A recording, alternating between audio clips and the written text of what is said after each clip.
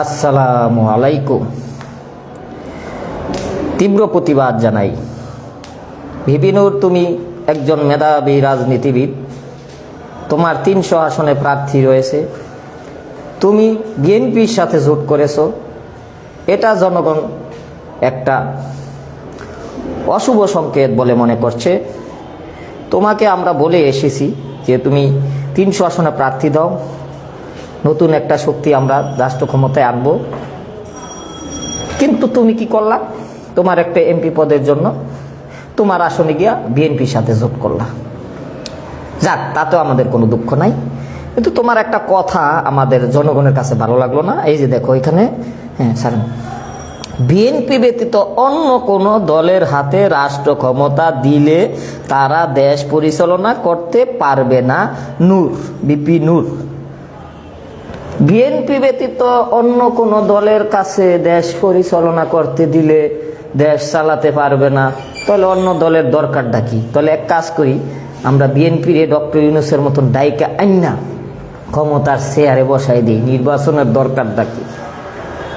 তোমার এই কথা জনগণের মনে কলিজায় আঘাত লাগছে। দেশে জামাত ইসলাম আছে, তোমরা আছো, এনসিপি আছে, অন্য অন্য রাজনৈতিক দল আছে। প্রত্যেকটা দলে 2-4 জন করে এমপি হওয়ার যোগ্য লোক আছে। 60টা দল নিবন্ধিত, একজন করে হলো 60 জন, 2 জন করে হলো 120 জন এমপি আছে। পার্লামেন্টে মাত্র 300 এমপি দরকার, আর 120 জন যোগ্য এমপি আমি চোখের সামনেই দেখতেছি। তোমার এইসব কথাবার্তা জনগণ খাবে না। তুমি কি বলছো যে বিএনপি ছাড়া কাউকে কাউকে দল ক্ষমতায় বসালে দেশ চালাতে পারবে না। বাজে কথা বলছো। তোমার মতো একজন মেধাবী রাজনীতিবিদের কাছে, গণ অধিকার পরিষদের চেয়ারম্যানের কাছে এই কথাটা আমাদের শুনতে, এই ফেসবুকে দেখতে আমাদের ভালো লাগলো না। আমরা ভেবেছিলাম যে গণ অধিকার পরিষদ একটা বড় দল, 300 আসনে প্রার্থী আছে, তারা 300 আসনে প্রার্থী দিবে। কিন্তু তুমি কি করলা? তোমার আসন ঠিক রাখার জন্য পটুয়াখালীতে তুমি কি করলা? ভিপি নূরের সাথে যোগ দিলা, এই বিএনপির সাথে যোগ দিলা। তাতেও আমাদের কোনো দুঃখ নাই, কিন্তু তোমার এই কথাটা ভালো লাগলো না। তুমি বলছো যে বিএনপি ছাড়া কেউ দেশ চালাইতে পারবে না।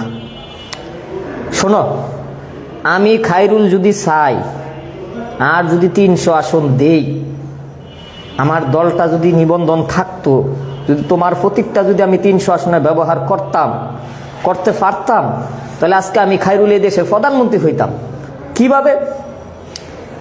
আমার আশেপাশে 300 আসনে যোগ্য এমপি প্রার্থীর অভাব নাই। বিভিন্ন দলে, প্রত্যেক দল থেকে 2 জন কইরা নিমু, 60টা নিবন্ধিত দল থেকে 120 জন। এবং সারা বাংলাদেশে অনেক প্রার্থী আছে, বিদ্রোহী প্রার্থী, স্বতন্ত্র প্রার্থী, সব মিলিয়ে 300 আসনে 600 যোগ্য প্রার্থী আমার চোখের সামনে দিয়েই ঘুরে। যোগ্যতার মাপকাঠি কি? দুর্নীতির টাকা? না, যোগ্যতার মাপকাঠি যে বিএনপি বড় দল, একেবারে বিএনপি একেবারে সেরা, এরকম না। যুগে যুগে অনেক পরিবর্তন হয়েছে। আওয়ামী লীগ কত বড় দল ছিল, তারা হারিয়ে গেছে। তার একটা এমপি পদের ডাক দিলে 20,000 50,000 লোক এমপি হওয়ার জন্য পাগল হয়ে যেত, টাকা পয়সা লয়ে বস্তা লয়ে বয়ে থাকতো। আর আজকে তারা হারায় গেছে। বাংলাদেশে যোগ্য লোক দরকার। যেই যোগ্য লোক দরকার ছিল সেই যোগ্য লোকটা কিন্তু এখনো আছে। 300 আসনে 600 মতো এমপি প্রার্থী আমার চোখের সামনে দিয়েই ঘুরে, যারা যোগ্যতা রাখে। যেমন ধরেন, আপনারা বিএনপির কাকে যোগ্য মনে করেন? আমাদের বড় ভাই তারেক রহমান। আরে ভাই, তারেক রহমান আমাদের বড় ভাই হইতে পারে, কিন্তু আমি খায়রুল যেই ভীষণ 40 দিয়েছি, মানে 40 সাল পর্যন্ত আমি দেশ চালাই, তাহলে কি করতাম? এই দেশ নিউজিল্যান্ড, কানাডা, আমেরিকার চেয়ে উন্নত হয়ে যেত। আমরা বাংলাদেশ, আমরা কারো তেল মারি না, আমরা ভারতের তেল মারি না, পাকিস্তানের তেল মারি না। আমি যদি আজকে প্রধানমন্ত্রী হইতাম, এই দেশ কানাডার থেকে উন্নত হয়ে যেত। আমার আশেপাশে বড় মেজর জেনারেল আছে এমপি হওয়ার মতো। আমার আশেপাশে বড় প্রফেসর, ডক্টর, রাষ্ট্রবিজ্ঞানী আছে। আমার আশেপাশে বড় ডাক্তার আছে। আমার আশেপাশে বড় ইঞ্জিনিয়ার আছে, যারা প্র্যাকটিক্যাল রাজনীতি করে। তারা অবসরপ্রাপ্ত হয়ে এখন তারা মাঠে ঘাটে হাটে বাজারে মানুষকে নিজের টাকায় পকেটের টাকা খরচ করিয়া খাওয়ায়, মানুষকে বুঝায় মানব সেবা করো। এইরকম বহুত লোক আছে, আমার সিনিয়র সাংবাদিক আছে যারা মাঠে ঘাটে রাজনীতি মানব সেবা করতেছে। আমার আশেপাশে সাবেক সচিবরা আছে, আমার আশেপাশে বড় রাজনীতিবিদ আছে। অভাব নাই, নেতার অভাব নাই।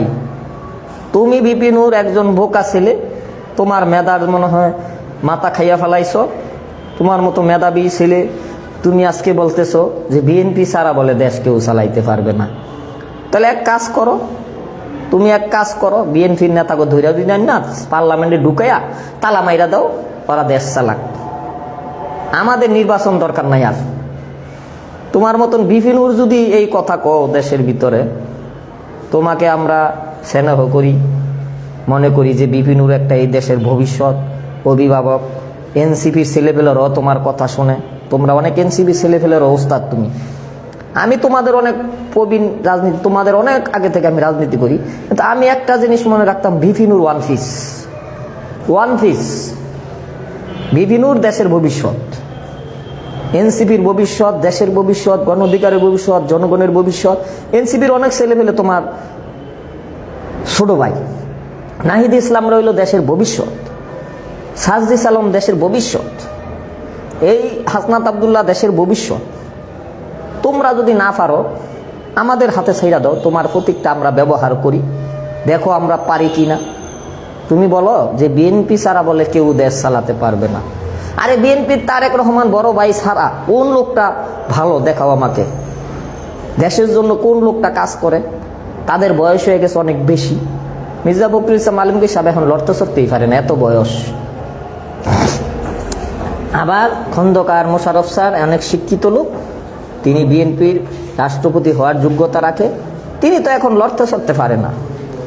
কাকে আপনি, মির্জা আব্বাস সাহেব একজন বড় মানের নেতা, তিনিও তো দেখা গেছে এলাকায় তার যেই সুনামটা ছিল, তার নেতা কর্মীরা তারা সেই সুনামটা টেন্ডারবাজি চাঁদাবাজি করে আমাদের নেতা মির্জা আব্বাস সাহেবকে অপমান করতেছে।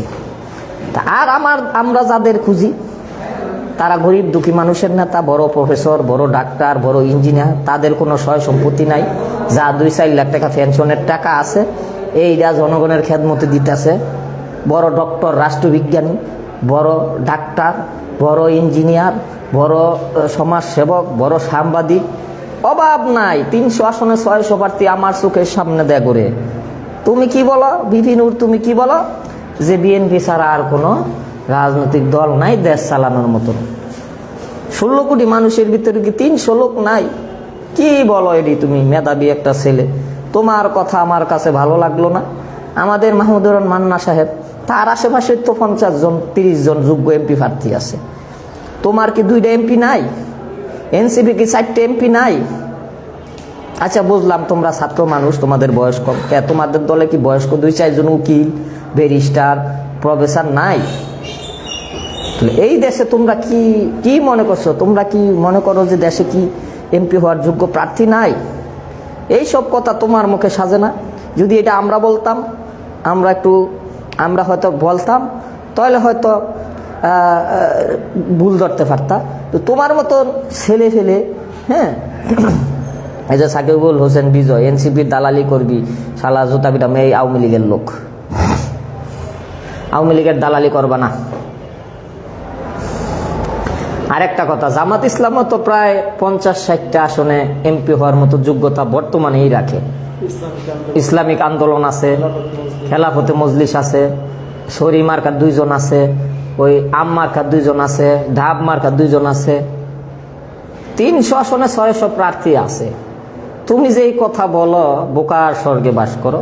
তুমি বলো এই দেশে বলে বিএনপি ছাড়া আর কোনো রাজনৈতিক দল এই দেশে দেশ চালাতে পারবে না। তোমার আসনে তুমি ছাড়া আর কে ছিল? এখন তুমি যদি তোমার এলাকায় যাও, সি বুট লইয়া যাও, লক্ষ লক্ষ মানুষ তোমার লঞ্চ গাড়াইয়া দাঁড়ায় থাকে না? যে আমি খাইরুল গেছি, আমার নেতার প্রচারে মানুষ দাঁড়ায় থাকে। শোনো, যোগ্য নেতা থাকলে লোকের অভাব হয় না। আমার দেশে কিন্তু লোকের অভাব নাই, যোগ্য নেতার অভাব নাই, কিন্তু এখন চলে ফেসিবাদী কায়দায় রাজনীতি। এইসব ফেসিবাদী কায়দার রাজনীতি যদি না থাকতো না, জনগণ দেখাই দিত যে কত জনপ্রিয়তা, কত ভালো ভালো লোক এই দেশে আছে। এই দেশে ভালো লোকের অভাব নাই, কিন্তু এই ভালো লোকগুলোকে দাবিয়ে রাখা হয়। এই ভালো লোকগুলোকে তোমরা কিছু বোকা সরকে বাস করো, তোমরা খালি গিয়া বলো বিএনপি বড় দল, এইটা বড় দল, ওইটা বড় দল, এরা সারা দেশ চালাইতে পারবে না। এইটা আমাদের কাছে, তোমার মতো মেধাবী ছেলে বিপিনুরের কাছে পক্ষ থেকে এই বক্তব্যটা আমার ফেসবুকে আসলে আমার কাছে খুব খারাপ মনে হয়। যাই হোক, তোমরা ভালো থাকো, আমরাও ভালো থাকি। আর বর্তমানে তো একটা সমস্যা হয়ে গেছে, এই যে একটা ব্যবস্থা, ওই যে কি জানি গণভোট সারা বাংলার মানুষ চাইছি, কিন্তু গণভোট যেইভাবে চাইছি ওইভাবে কিন্তু গণভোট হইতাছে না। গণভোট হইতাছে আউলা জৌলা গণভোট। এই আউলা জৌলা গণভোট মানুষ, জনগণ এখন বুঝেই না যে আউলা জৌলা গণভোট তো মানুষ বুঝে না। আউলা জৌলা গণভোট দিলে, এক গণভোট দিলে হয়ে যায় আওয়ামী লীগ প্রতিষ্ঠিত, আরেক গণভোট দিলে হয়ে যায় বিএনপি প্রতিষ্ঠিত, আরেক গণভোট দিলে হয় জামাত প্রতিষ্ঠিত। তাহলে এই গণভোটের মানি হয় না। জনগণের রাজনীতি প্রতিষ্ঠিত করার লেগে যেই গণভোট দরকার, যেগুলো চাইছিল জনগণ, ওই গণভোট এখন আর নাই। এই জন্য এই গণভোটের রাজনীতিটা বাতিল করো, সংসদ ভোট আছে করো। আর সংসদ ভোটেও তো যোগ্য প্রার্থীরা নির্বাচন করতে পারতেছে না, কারণ সব জায়গায় গ্যাঞ্জাম। মনোনয়ন জমা দিলেই হুমকি দামকি, ভয়ে মানুষ মনোনয়ন জমা দিতে চায় না। মানুষ ভয়ে মনোনয়ন জমা দিতে চায় না। আমি তো মনোনয়ন জমা দিতাম, কিন্তু আমি যখন দেখি যে রিক্সি হয়ে গেছে, আমি আমার কেরানীগঞ্জে মনোনয়ন জমা দিতাম। আমাকে 1.5 লক্ষ টাকা দল থেকে, নিজের ব্যক্তিগত খরচ থেকে আমার এক নেতা 1.5 লক্ষ টাকা দিয়ে আমার মনোনয়ন নিজে কনফার্ম করে দিত। কিন্তু আমি নেই কেন? আমি দেখলাম যে এখানে যারা এই নির্বাচন করতে যায় তাদের উপর আক্রমণ, পুলিশ নাই, র্যাব নাই, আনসার বাহিনী নাই। এই কারণে আজকে আমরা ভালো লোক, আমার 39 বছর বয়স, আমরা ভালো লোকরা নির্বাচনে অংশগ্রহণ করতে পারি না। আমি ছোট মানুষ, আমার কথা বাদ। এমন অনেক ভালো ভালো লোক আছে, বয়স্ক লোক যারা আর একটু বয়স বেশি, তাদের জন্য এই দেশে এমপি প্রার্থী আছে, 300 আসনে 600 এমপি প্রার্থী আছে, তারা খুব ভালো, তাদের নিয়ে দেশ গঠন করা যেত। তো একমাত্র বিএনপির কাছেই দেশ নিরাপদ, এইটা বলা বোকামি। দেশে তো আরো দল আছে, হাত পাকা আছে, জামাত ইসলাম আছে, তোমরা আছো, আমাদের মধ্যে থেকে আমাদের সিনিয়র প্রবীণ নেতারা আছে, সরি মার্কা আছে, আহাম মার্কা আছে, কত মার্কা আছে। 60টা দলের যদি 2 জন করেও নেও 120 জন। সারা জীবন কি আওয়ামী লীগ আর বিএনপি থাকবো? তাহলে তার রাজনৈতিক দলের প্রয়োজন নাই। তো তোমরাই বা দল করছো কেন? সেই সুবাদে আমি মনে করি ফেসিবাদী কায়দার নির্বাচন মনে হয় আরেকটা হইতাছে, বিদায় আমরা নির্বাচনে অংশগ্রহণ করতেছি না। তোমরা করতে যদি দুধবদ্ধভাবে না করে, যদি তোমরা এককভাবেও করতা, জনগণ তোমাদের খাইতো। ওই বিএনপি আওয়ামী লীগ তাদের কাছে জোটবদ্ধ হওয়াটা শেয়ারের লোভে, এটা ঠিক না। আওয়ামী লীগের আমলে শেয়ারের লোভে গিয়া আওয়ামী লীগের সাথে জোট করছে বিভিন্ন রাজনৈতিক দল। জাতীয় পার্টি গিয়া কি করলো? আওয়ামী লীগের সাথে জোট করছে। তো এখন তোমরা যদি আমাদের জনগণের মনোপ্রুত নতুন দল থুইয়া, নতুন জোট থুইয়া যদি তোমরা আরেকটা বড় দলের সাথে যোগ দাও, জনগণ তো খাইবে না। তুমি হয়তো পাস করবা, হ্যাঁ তুমি হয়তো পাস করবা, আমিও চাই তুমি পাস করো, কিন্তু আসলে এটা খাইবে না জনগণ। যাই হোক, ভালো থাকো, সুস্থ থাকো, সবাই ভালো থাকো। ধন্যবাদ।